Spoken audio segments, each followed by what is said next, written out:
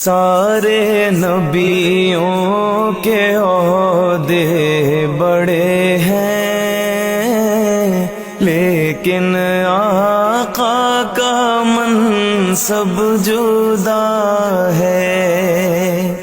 وہ امام صف انبیاء ہیں، ان کا رتبہ بڑوں سے بڑا ہے۔ کوئی لفظوں میں کیسے بتا دے ان کے رتبے کی حد ہے تو کیا ہے۔